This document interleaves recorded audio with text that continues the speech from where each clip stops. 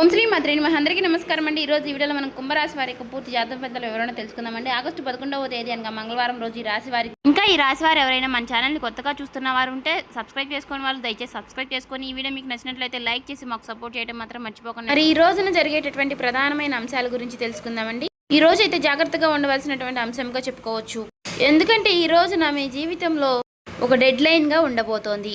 ఎందుకు అంటే కనుక మధ్యాహ్నం 2:30 తర్వాత మీ జీవితంలో ఊహించినటువంటి ఒక మార్పు అనేది రాబోతుంది. సమ్మక్క సారక్క జ్యోతిష్యాలయం గురువు గారు విజయరాజు గారండి. ముఖం చూసి లేదా చేయి చూసి ఫోన్ కాల్ ద్వారానే జాతకం అనేది చెప్పబడును. స్త్రీ పురుష వశీకరణ కూడా చేయబడును. గుప్త నిధులు చెడు ప్రయోగాలు కూడా చేయబడును. వ్యాపార సమస్యలు, రాజకీయ సమస్యలు, విదేశీ ప్రయాణం, ధనం నిలకడలేకపోవడం, భార్యాభర్తల సమస్యలు, అత్తకోడల సమస్యలు, ఆస్తాగాదాలు, అప్పుల బాధలు, ఇలా ఏ సమస్యలకైనా ఈ గురుగారు చాలా చక్కటి పరిష్కారాలు చెప్పబడును. మనం ఎక్కడున్నా సరే 100% తీర్పు అనేది చెప్పబడును. ఈ గురుగారు ఫోన్ నెంబర్ వచ్చేసి 9100263308 అండి. మీరు ఏ సమస్యలతో బాధపడుతున్న ఆ సమస్యల నుంచి బయటపడాలంటే మాత్రం ఈ గురువుగారిని సంప్రదించి చూడండి. చాలా నమ్మకమైన గురువుగారండి. చెప్పినట్టుగా జరుగుతుంది. 24 గంటల్లోనే మనకు ఫలితాలు అనేవి లభిస్తాయి. ఒక్కసారి మనకు మీరు ఏ సమస్యలతో బాధపడుతున్నా ఖచ్చితంగా ఆ సమస్య నుంచి బయటపడాలంటే మాత్రం ఈ గురువుగారిని సంప్రదించి చూడండి. చాలా నమ్మకమైన గురువుగారు.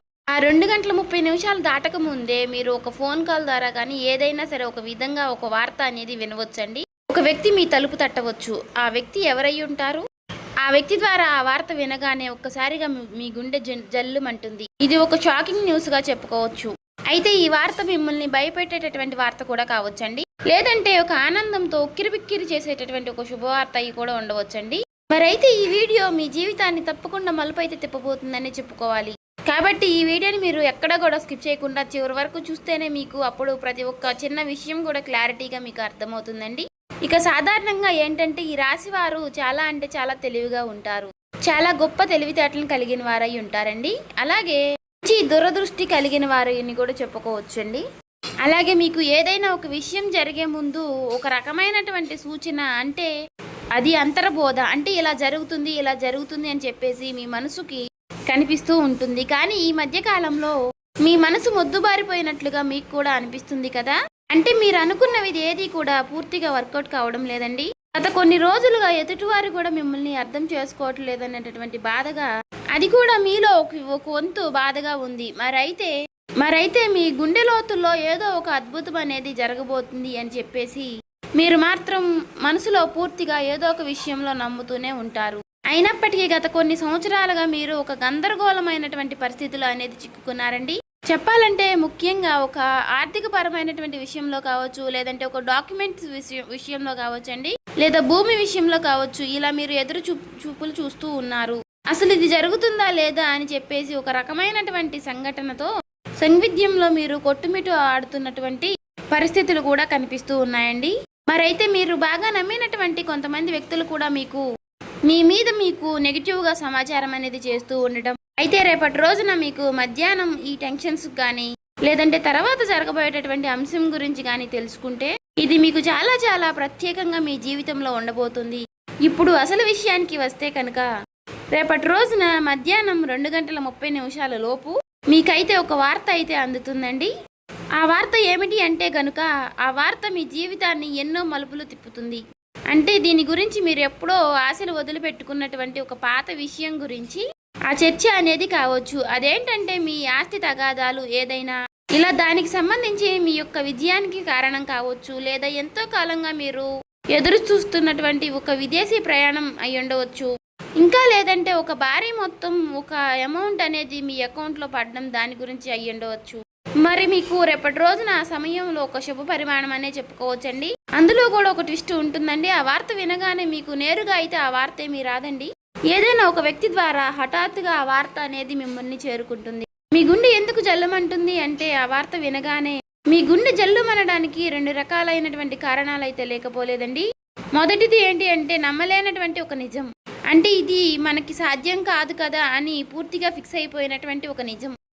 కానీ ఆ వార్త వినగానే అది సాధ్యమైపోయిన అని తెలుసుకోగానే మీ యొక్క మెదడు మొద్దుబారిపోయినట్టుగా అయిపోతుంది. అంటే మీరు చాలా ఆశ్చర్యపోతారన్నమాట. ఆ షాకింగ్ న్యూస్ వల్ల వచ్చేటటువంటి ఎమోషన్ ఏదైతే ఉందో అది మీ గుండెను కూడా తాకుతుంది. ఇక ఆ వార్తతో పాటుగా ఒక పాత వ్యక్తి పేరు కూడా మీకు రేపటి రోజున బయటకు వస్తుంది.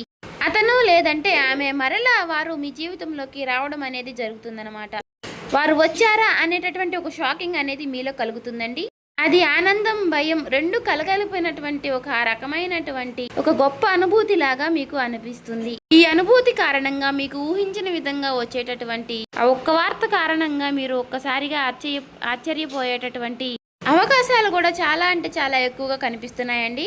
అయితే అసలు మరి ఇప్పుడు ఇది ఎందుకు జరుగుతుంది అంటే, ఇప్పుడు మీరు సాధారణంగా మీరు ఈ 2 గంటల 30 నిమిషాల లోపు దీనికి సంబంధించినటువంటి దీనికి కారణం ఏమిటంటే, మీరు గతంలో చేసినటువంటి ఒక రహస్యకరమైనటువంటి ఒక సహాయం అనేది, లేదంటే ఒక ఇన్వెస్ట్మెంట్లో మీరు పూర్తిగా మర్చిపోయినటువంటి పూర్తిగా ఒక పని, దానికి సంబంధించినటువంటి ఒక మంచి ఫలితాలను అయితే మీకు ఇప్పుడు ఇస్తుందండి. మీ వెనుక ఎవరో మీకు తెలియకుండానే ఈ పని అనేది పూర్తి చేస్తారు.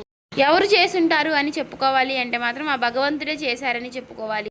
అంటే ఈ రోజున కొంతమంది వ్యక్తులు ఆ నిజాన్ని బయట పెట్టాలి అని నిర్ణయించుకుని ఉంటారు.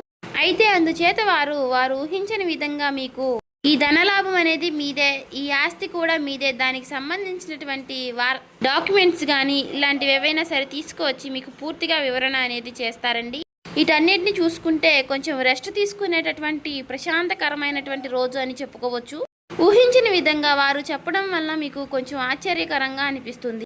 అయితే దీనికి మరొక రీజన్ కూడా ఉందండి. గ్రహస్థితి పరంగా చూసుకున్నట్లయితే గనుక మీకు ఈ రోజున శని ప్రభావం అనేది కొంచెం తక్కువగానే కనిపిస్తుంది. అలాగే ఈ రోజున మీకు శని భగవానుడు మంచి అవకాశాలను కూడా ఇవ్వబోతున్నాడండి. రాహువుల యొక్క సంచారం, గురు దృష్టి మీ యొక్క రాశి యొక్క పైన కూడా పడిందండి. కాబట్టి ఈ 2 గంటల 30 నిమిషాలు అనేది ఈ రాశి వారికి ఒక ముహూర్తం లాంటిది అన్నమాట. మరి ఈ సమయంలో గ్రహాల యొక్క కలయిక వలన మీకు ఆశ్చర్యకరమైనటువంటి ధనలాభం కానీ, లేదంటే ఒక ముఖ్యమైనటువంటి కీలకమైనటువంటి వార్త వచ్చేటటువంటి అవకాశం, అది కూడా ఆ వార్త నుంచి వచ్చేటటువంటి ఒక లాభం మీకు అన్ని రకాలుగా చాలా అంటే చాలా ఆశ్చర్యకరమైనటువంటి విషయాలను అయితే కలిగిస్తాయండి. అయితే ముఖ్యంగా దీనివల్ల ఏంటంటే, మీరు మీ జీవితంలో ప్రధానంగా చూసుకున్నట్లయితే రేపటి రోజున మీకు ఉన్నటువంటి కొన్ని పెద్ద పెద్ద టెన్షన్స్ కూడా తగ్గుతాయండి. సమాజంలో గౌరవ ప్రతిష్టలు కూడా పెరుగుతాయి. ఆ వార్త వినగానే మీరు ముందు ఎమోషనల్ అయిపోతారు. కానీ ఆ సమయంలోనే మీరు తప్పుడు నిర్ణయాలు తీసుకునే అవకాశాలు కూడా కనిపిస్తున్నాయండి. అంటే అలాగే ఏదైనా మీరు కొంచెం అంటే మీకు బీపీ అనారోగ్య సమస్యలు ఉన్నవారు కూడా ఆవేశపడిపోయి తొందరపడి నిర్ణయాలు తీసుకోకుండా కొంచెం ప్రశాంతంగా నిర్ణయాలు తీసుకోవడం, సమర్థవంతంగా ఎదుర్కొనేటటువంటి ప్రయత్నం అనేది చేయాలండి. అటువంటి శక్తి ఉన్నప్పుడు ఏ విధంగా కూడా మనం భయపడాల్సిన అవసరం అయితే లేదండి. ప్రతి ఒక్క మనిషి విషయంలోనూ కూడా శుభవార్తలు అశుభవార్తలు సాధారణం. ఒక్కొక్క రోజు మనకు చాలా ప్రశాంతంగా అనిపిస్తుంది, ఒక్కొక్క రోజు అసలు ఈ రోజే బాగాలేదు, చాలా ఒత్తిడిగా ఉంది, నిద్ర లేచినప్పటి నుంచి ఎవరి ముఖం చూసాము అన్నట్లుగా ఒక రకమైనటువంటి ఫీలింగ్ అనేది మనలో కలుగుతూ ఉంటుంది. అలా ఒక్కొక్క రోజు ఒక్కొక్క రకంగా ఉంటుంది అన్నమాట. కాబట్టి ఒక్కొక్క రోజు మనకు సంబంధించినటువంటి పనుల్లో కొన్నిటిలో ప్రశాంతత అనేది కనిపిస్తుంది. అదేవిధంగా ఒక్కొక్క రోజు మనకు సంబంధించిన పనుల్లో పూర్తిగా డేలా పడిపోతామేమో అన్నట్లుగా అనిపిస్తూ ఉంటుంది. కాబట్టి ఏదైనా మన ఆలోచన విధానంలో మనం తీసుకునే నిర్ణయాలు బట్టి ఉంటుందండి. కాబట్టి ఈ రోజున ఉదయం టైంలో ఆ శివుడి యొక్క ఆరాధన చేసుకోవడం, ఓం నమః శివాయ అనే మంత్రాన్ని జపించుకుంటూ ఉండడం, వీలైతే మీరు శివాలయానికి వెళ్ళి 11 ప్రదక్షిణలు కానీ 21 ప్రదక్షిణలు కానీ చేసుకుని కాసేపు ఆ ఆలయంలో ప్రశాంతంగా కూర్చుని శివుని దర్శనం చేసుకుని మీకు వీలైనన్ని సార్లు లేదంటే 108 సార్లు కానీ ఓం నమః శివాయ అనే మంత్రాన్ని జపించడం వల్ల మీకు ఉన్నటువంటి కొన్ని నెగిటివిటీ అనేది తొలగిపోయి పాజిటివిటీ అనేది పాస్ అవుతుందండి. ఒక మాటలో చెప్పాలంటే మైండ్ అంతా కూడా మీకు కొంచెం రిలీఫ్ అనేది ఇస్తుంది. ఇది ఒక విశేషమైనటువంటి రోజుగా చెప్పుకోవచ్చు. ఇక ఈ రోజు మధ్యాహ్న సమయంలో మీరు ఎవరితో కూడా గొడవలకు కానీ తగాదలకు కానీ పోవద్దండి. ఈ రోజున మీరు నీలం రంగు దుస్తువులు ధరించడం వల్ల మీకు మరింత ప్రశాంతతను ఇస్తుందన్నమాట. అంతేకాకుండా ఈ రోజున మీకు పసుపు రంగు వస్త్రధారణ కూడా మీకు ఎంతో జయం కలిగిస్తుందండి. అలాగే ఈ రోజు మధ్యాహ్నం మీ జీవితాన్ని మార్చేసేటటువంటి ఒక ఫోన్ కాల్ అనేది మీకు వస్తుందండి. ఆ ఫోన్ కాల్ రూపంలో మీ జీవితంలో ఒక సరికొత్త వెలుగుని నింపాలని చెప్పేసి మనస్ఫూర్తిగా నేను కూడా కోరుకుంటున్నాను. ఇక ఈ రోజున మీకు తూర్పు దిక్కు ప్రయాణం అనేది ఎంతో విశేషంగా ఉంటుంది. ఇక ఎప్పుడూ కూడా మీకు వీలైనంత సహాయం మీరు ఎవరికైనా చేయడంలో మీరు ముందుంటారు. ఒకరిని ముంచాలి, ఒకరిని నష్టపెట్టాలి, ఒకరికి సమస్యలు కలిగించాలని చెప్పేసి మీరు ఎప్పుడు కూడా అనుకోరు. మీ మనసులో కూడా మీకు ఎప్పుడూ కూడా అలాంటి ఊహలు కూడా రావండి. కాబట్టి మీ మంచితనం వల్లే మీకు ఎప్పుడూ కూడా మంచి జరుగుతూ ఉంటుంది. అలా మీకు ఆగిపోయినటువంటి పనుల్లో కూడా ఒక మంచి మార్పులు కలగడానికి అది కూడా ఒక సహాయపడుతుందండి. అలాగే మనం ఎప్పుడైనా సరేనండి చేసినటువంటి మంచి పనులు మనకి ఒక్కొక్క రోజు మనకి అవే సహాయపడుతూ ఉంటాయని చెప్పుకోవచ్చు.